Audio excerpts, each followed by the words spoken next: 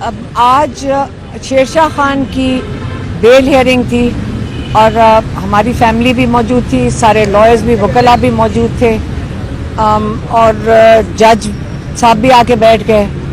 تو جو یہاں پہ ڈی ایس پی ہیں جاوید، جو کہ وہ انویسٹیگیشن ٹیم کی طرف سے تھے، تو انہوں نے کہا کہ فائل نہیں ہے میرے پاس. اور فائل جج صاحب نے پوچھا کدھر ہے، انہوں نے کہا فائل ہائی کورٹ گئی ہوئی ہے. جج صاحب نے پوچھا کس کیس میں، ان کو وہ بھی نہیں پتا تھا. جج صاحب نے کہا کس کے لیے، انہوں نے کوئی نام لے دیا آصف کے لیے. جج صاحب پوچھے کون سی ایف آئی آر کے لیے، نمبر بھی نہیں پتا تھا. اس کا مطلب ہے کہ ابھی ان کو آرڈر ہے پنجاب پولیس کو کہ فائل ہی نہ پیش کرو تاکہ بیل ہیئرنگ ہو ہی نہ سکے، کیونکہ یہ اس ایف آئی آر میں یہ جو نمبر ہے اس کے اوپر سب کو میرے خیال میں بیل ہو چکی ہے. تو اس لیے اگر شیرشاہ خان کا کیس سامنے آتا ہے ان کو بیل دینی پڑے گی. تو انہوں نے اب فائل نہیں پیش کی. اب جج صاحب نے کل کی تاریخ دی ہے اور کل اب آ کے دیکھیں گے. ہماری فیملی اور وکلا موجود ہوں گے. ہم جو بہنیں ہیں، کیونکہ منگل کا دن ہے، عمران خان کی ملاقات کا دن ہوتا ہے، تو ہم بہنیں تو اڈیالہ جا رہے ہیں کیونکہ ہماری ملاقات ہم ہر منگل کو امید رکھتے ہیں کہ ہماری ملاقات ہو جائے.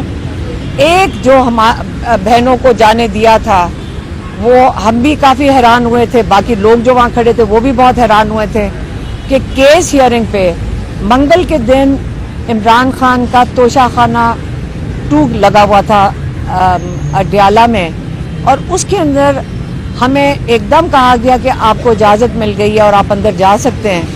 تو کئی گھنٹے عمران خان کے ساتھ گزارے تھے. تو اس کے بعد جو توشہ خانہ کی جو تاریخیں تھیں وہ باری باری اب پھر دوبارہ کینسل ہو رہی ہیں.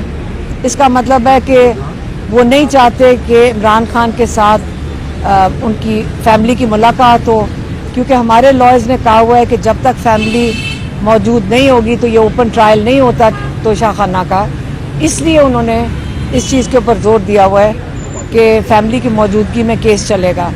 تو اب آج کی تاریخ پڑی تھی توشہ خانہ کی، انہوں نے وہ بھی آگے کر دی.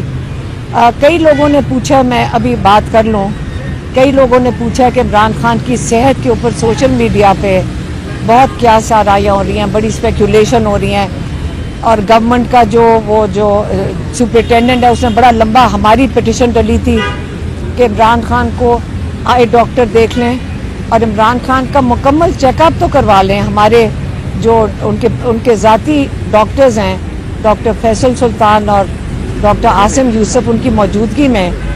تو وہ جو جیل انتظامیہ اس نے ایک لمبا سا چٹھا لکھ دیا. یہ اتنے جھوٹے ہیں کہ ہم کیسے ان کے اوپر یقین کر سکتے ہیں. یہ نہیں ہے کہ عمران خان کی صحت ٹھیک نہیں ہے، ماشاءاللہ بہت اچھی صحت میں تھے، بڑی اچھی وہ کیا کہتے ہیں اسپرٹس میں تھے، فزیکلی وہ بہت اچھے لگ رہے تھے. ان سے میری بہن، کیونکہ میری بہن ڈاکٹر عظمیٰ، انہوں نے ان کو آنکھ کا پوچھا تو اس کے اوپر بھی انہوں نے کہا نہیں تھوڑا سا کچھ تھا. ہم انسسٹ کر رہے تھے، وہ اس کو ذرا کیجولی لے رہے تھے. تو میری بہن نے کہا کہ اس کو ہم نے کیجولی نہیں لینا، جو بھی کچھ ہو پورا پاکستان ان کے اوپر امید رکھ کے بیٹھے اور ان کی خبر سننا چاہتا ہے. تو لوگ ہم سارے ان کے لیے اتنا سا بھی کچھ ہو تو ہم نہیں چاہتے کہ ڈاکٹر ان کا معائنہ نہ کرے. اور انہوں نے باقی کسی چیز کی بات بھی نہیں کی، اپنی صحت بالکل ٹھیک تھی. انہوں نے یہ کئی دفعہ کہا یہ جو ان کا خیال ہے آئسولیشن میں اور سولیٹری میں رکھ کے مجھے توڑ سکتے ہیں، میں اللہ کے اوپر یقین رکھتا ہوں اور مجھے جتنا مرضی یہ کر لیں، میں اپنے موقف سے نہیں ہٹوں گا. میں پاکستان کے لیے کھڑا ہوں. اور ہمیں پھر سے میں دہراتی ہوں، انہوں نے کہا جب شیرشاہ کا پتہ چلا، انہوں نے کہا یہ اس لیے کر رہے ہیں تاکہ ان کا خیال ہے کہ میرے اوپر دباؤ پڑے گا. ان کو کہہ دو میری ساری فیملی بھی جیل چلی جائے تو میں اپنے موقف سے نہیں ہٹوں گا. اگر ان کا خیال ہے کہ اس طرح میرے بھانجوں کو جیلوں میں ڈال کر، وہ اب 3 بھانجے ان کے جیل کے اندر ہیں، میرے اوپر اریسٹ وارنٹ ہیں، میری بہن کے اوپر کیس ہے، अब आपको पता है कि नौरीन न्याजी के जो बेटे हसान न्याजी 10 साल की कैद सुनाई दी गई है। किस चीज़ के लिए? कि उन्होंने पतलून उठाई थी। 10 साल की कैद इन चीज़ों के लिए होती है। ये हमारे पाकिस्तान हमारा मुल्क है, हम सारे अगर मजबूत खड़े हैं इसके लिए, लोग हम कुर्बानियाँ नहीं दे रहे। हर पाकिस्तानी का फ़र्ज़ बनता है कि अपने हक के लिए, अपने मुल्क के लिए खड़ा हो। और इमरान खान हमारे लिए वो एक मिसाल है कि अपने मुल्क के लिए कैसे खड़े होना है, इसलिए हम उनसे पीछे और ये जुल्म के खिलाफ खड़े हैं। इमरान खान किस चीज़ के लिए खड़े हैं? जुल्म के खिलाफ। और हमारा सबका फ़र्ज़ बनता है कि जैसे वो खड़े हैं, हम सारे उनके साथ मिल के खड़े हों। कि हमें शुक्र करना चाहिए इमरान खान जैसा इंसान पाकिस्तान के पास है, और पाकिस्तान के पास ऐसा लीडर है। तो हम सारे साथ मिलकर खड़े होंगे। अगर ये मुलाकात नहीं मंगल को करने देंगे, हम फिर भी जेल के बाहर बैठेंगे। और अगर ये हमें अरेस्ट करना चाहते हैं, अरेस्ट कर लें। हम तो सारा वक्त तैयार होते हैं कि हमें अगर इन्होंने अरेस्ट करना है कर लें। लेकिन शेरशाह खान की कल है बेल, शाहरेज़ खान की बेल हियरिंग बुध को है, और अल्लाह मालिक है, और अल्लाह के ऊपर हम अपना सारा कुछ छोड़ा हुआ है। ये बेचारे तो आपको पता है कि ना वो प्रोसिक्यूशन के हाथ में है, ना बेचारे जज साहब के हाथ में है, और ये अल्लाह के साथ है। अल्लाह के पास सारे फैसले पाकिस्तान के, और आप सारे अल्लाह से दुआ करें पाकिस्तान के लिए। अच्छा मैडम, ये और मैं एक बात करना चाहती हूँ, मेरी बहन बात करना चाहती है। मैं एक बात करना चाहती हूँ कि ये जितने मिलिट्री प्रिजनर्स हैं जिनको इन्होंने मिलिट्री के तहत सजाएं दी हैं, आप हैरान होंगे कि पाकिस्तान है और मिलिट्री का काम ये नहीं था कि सड़क से उठा के लोगों को जिन पे कोई सबूत भी नहीं है ऐसी सजाएं दे। और सबसे बड़ी चीज़ ये कि उन सजाओं पे ना बेल की अपील है और ना वैसे अपील कर सकते हैं, ये भी पाबंदी है। अब आप सोचें कि ये मार्शल लॉ नहीं है, लेकिन जो सारे मामलात हैं वो लगता है कि मार्शल लॉ है। कोई सबूत नहीं है किसी के ऊपर, वहाँ पे सिर्फ वहाँ खड़े होना, उधर जाना, उधर से पकड़े गए लोगों को इन्होंने 10-10 साल सजा दी है। और हम इसके खिलाफ, मैं तो सोच रही हूँ एक मुहिम चलाएंगे कि ये कैसे है कि आपको अपील की भी इजाज़त नहीं है और बेल की भी इजाज़त नहीं, अपने मुल्क में रह रहे हैं, ये कोई इंडिया में नहीं। और मुझे यकीन है कि कुलभूषण जो इनका, जिसको इन्होंने रेस्ट हाउस में इज्जत से रखा हुआ है, ना उसका नाम लेते हैं ना उसकी बात करते हैं। उसने इनको बताया था कि मैंने हज़ारों लोग मार चुका हूँ, पाकिस्तान में हज़ारों कत्ल किए हैं, उसकी कोई नाम नहीं लेता, ना उसको दहशतगर्द कहता है। उसको इन्होंने रखा हुआ है, उसके पास सब इज्जत है, उसकी फैमिली को इज्जत दी जा रही है। लेकिन ये जो पाकिस्तानी थे, नौजवान बच्चे थे जो अपने मुल्क में इमरान खान की हिमायत में निकले थे, उनको इन्होंने पकड़ के जो सजाएं दी हैं और फिर कहते हैं कि बेल की अपील भी देंगे। और आप जा ही नहीं सकते कहीं जाके बात, उनको जेलों में रखा हुआ है, ना बता रहे हैं कि निकलना कैसे और जाना कैसे है। कभी आपने ये सुना होगा, इससे बुरा निज़ाम शायद ही कभी पाकिस्तान में आया जो अब है, दुनिया में नहीं है। और लोग फिर ये कहते हैं हमारी दुनिया में इज्जत बने, इनकी किसी की इज्जत नहीं बनेगी।